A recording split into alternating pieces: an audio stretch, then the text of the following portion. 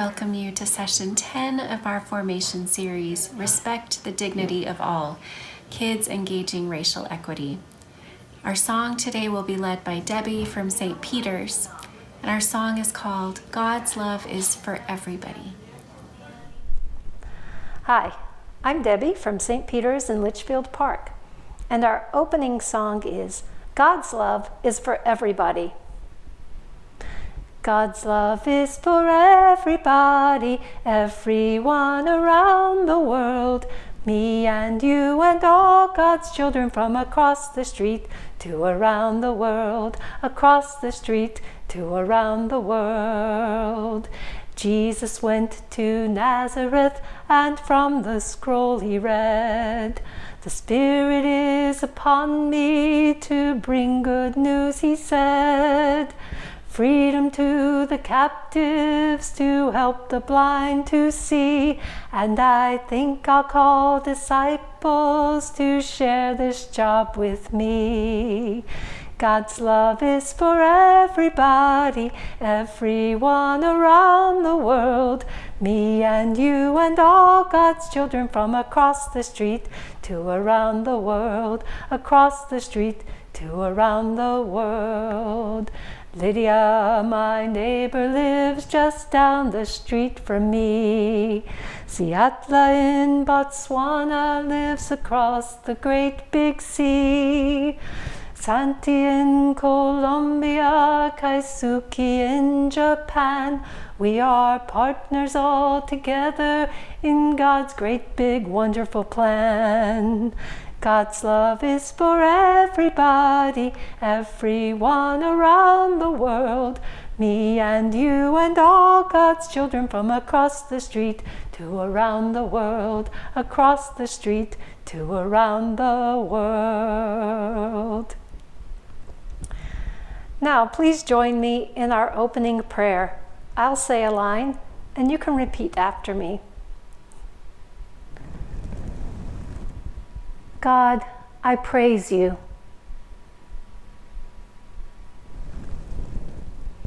God, help me let your love into my heart.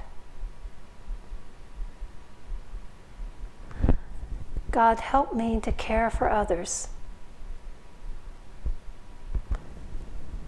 God, help me to rest. Amen. Hi everybody, this is Lynn from St. Mary's Church in Phoenix. When a person is baptized in our church, they and the whole church make promises, and one of those promises is to strive for justice and peace among all people and respect the dignity of every human being. Through this series, we are learning how to respect the dignity of all people and love each other as Jesus taught us to do. Some weeks we talk about an idea or question. Other weeks, we talk about something from the Bible, and every week we hear stories. Today and next Sunday, our theme is Community in Action. We are going to start our time together with a story called This is the Church by Sarah Raymond Cunningham, illustrated by Ariel Landy. If you have heard this story before, that is great. This is a book worth reading many times. This book reminds us that we want to create spaces where everyone feels like they belong. And then we, as the church, go out into the world to be God's hands and feet. There's a little rhyme that children say, a song they sing sometimes when they play. This rhyme is about God's family. To do it, just move your hands like me.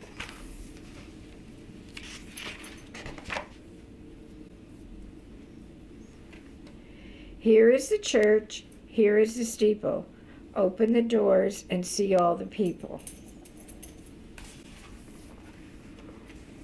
What a great rhyme. Isn't it neat? But wait, that story's not yet complete. There's more to the church than just those two lines. To learn about God's family, let's add to this rhyme.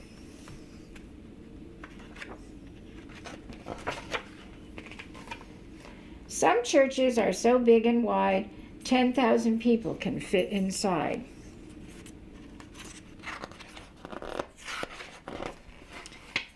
churches are really quite small.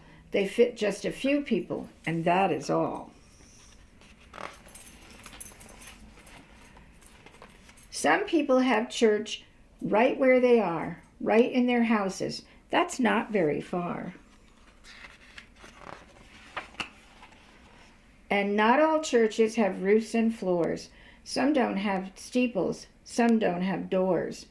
Some people have church under the stars, and God comes and meets them right where they are. And in places where it's not safe to be found, some people even have church underground.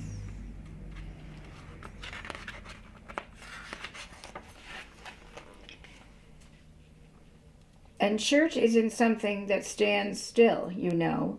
The church follows God's people wherever they go. The church moves in buses, planes, and cars to share God's love. The church has gone far. The church works among the sick, hungry, and poor, with people in need wherever they are. It's gone to cities, it's gone to towns, to school, and to work. The church gets around. But how does this work? How can this be? Can a church really move like you and me? That's the secret. It certainly can. Church moves through your feet. It works through your hands. The people are the church, don't you see? Church is a word for God's family. Because Jesus said, where there are 2 or 3 who gather in my name, that's where I'll be. So let's go back to the old rhyme now.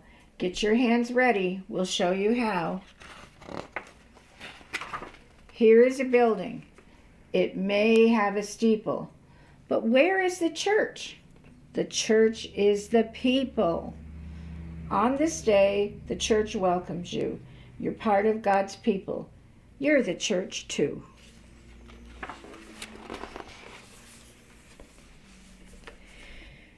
Back in the beginning of Respect the Dignity of All, we talked about representation, noticing what kinds of differences are represented in the books we read and movies and shows we watch. This book has pictures of a lot of different kinds of people, but it only shows families with a mother and a father, when really some families have 2 mothers or 2 fathers or only 1 parent. Sometimes it's hard to notice when someone is absent from the story. That's why it's important to make checking for representation a habit. We have been learning a lot during this experience about activism and people who work for justice on social and environmental issues. Today and next Sunday, we will take this one step further and become activists ourselves. That is why our theme is community action. As we do the activities for this week, be thinking about what issues matter to you. What are they, and do you have ideas for how to fix them?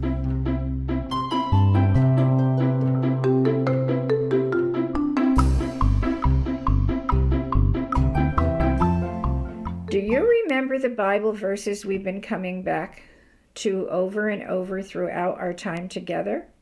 There are 3 of them.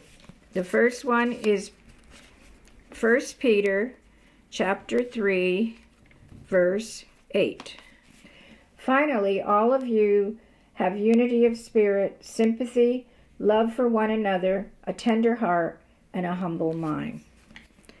The second one is from Micah chapter 6, verse 8. He has told you, O mortal, what is good, and what does the Lord require of you, but to do justice and to love kindness, and to walk humbly with your God. And the third one is from 1 Corinthians chapter 12, verse 26. If one suffers, all suffer together with it. If one member is honored, all rejoice together with it. What is the most beautiful version of the world that you can imagine? In this beautiful world, how do people relate to each other, to the world around them? How are differences and diversity and uniqueness celebrated? Are there problems or challenges to treating people with love and dignity that you've noticed in your life or in your community? Are these things that you'd like to help with? How might you improve them? What do you think the church's role might be? When you think of the most beautiful world imaginable, what does it look and feel like in your community, in your school, in your home?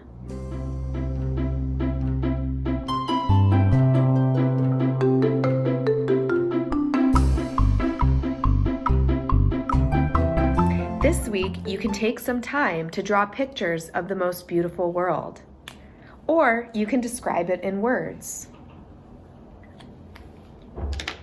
You can express yourself in the way that's most meaningful to you. Imagining this beautiful world is a way of asking ourselves, what matters to us, and what might we be able to do to make our world more beautiful? Here's what I envision.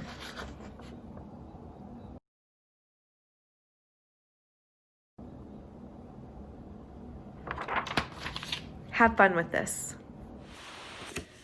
Leos in Chianiavu. Hello. I'm the Reverend Canon Debbie Royals. I'm the vicar for St. Raphael in the Valley Episcopal Lutheran Church in Benson, Arizona. I'm also the canon for Native American ministry in the Diocese of Arizona. We've spent a lot of time learning about problems in the world and how people are working to solve these problems. All of the people we learned about imagined something better for themselves, for their communities, and for the world. Today is a call to action. We want you to imagine the most beautiful version of the world that you can imagine. What would it look like? What would it feel like? It does not matter if your vision seems impossible to you or to others.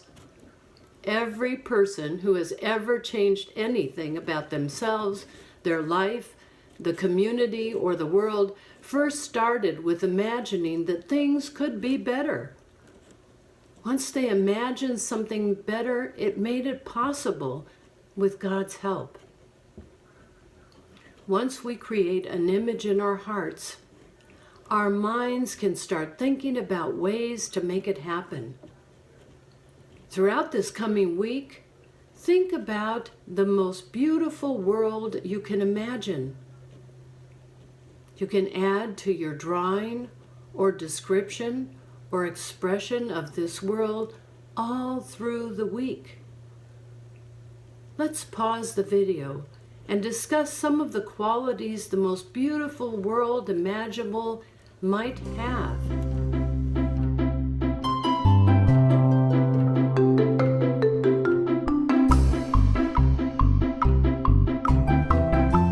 The closing song we've been singing, New World Coming, is about exactly this, a vision of the most beautiful world imaginable. Let's sing it together. Hi, I'm Sarah from St. Barnabas. I'm Ruthie. And I'm Alden. Please join us in our closing song, New World Comin'. There's a new world coming, it's already here. There's a new world on its way. There's a new world coming, it's already here. Let's begin to live that way. Can you imagine the big bad wolf making friends with the lamb? Every creature in harmony with the little child leading them. There's a new world coming, it's already here. There's a new world on its way. There's a new world coming, it's already here. Let's begin to live that way. Can you imagine the city streets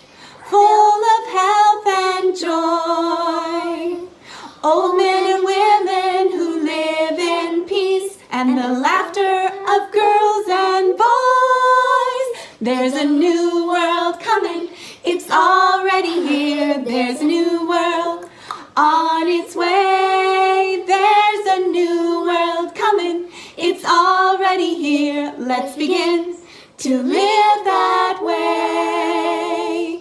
Can you imagine the world restored? Earth and heavens too. Right at home with the one who says, I am making all things new. There's a new world coming, it's already here. There's a new world on its way. There's a new world coming, it's already here. Let's begin to live that way. Let's begin to live that way. Please join us in our closing prayer. The light of God surrounds me. The light of God surrounds me. The love of God enfolds me. The love of God enfolds me. The power of God protects me. The power of God protects me. The presence of God watches over me. The presence of God watches over me. Wherever I am, God is. Wherever I am, God is. Amen.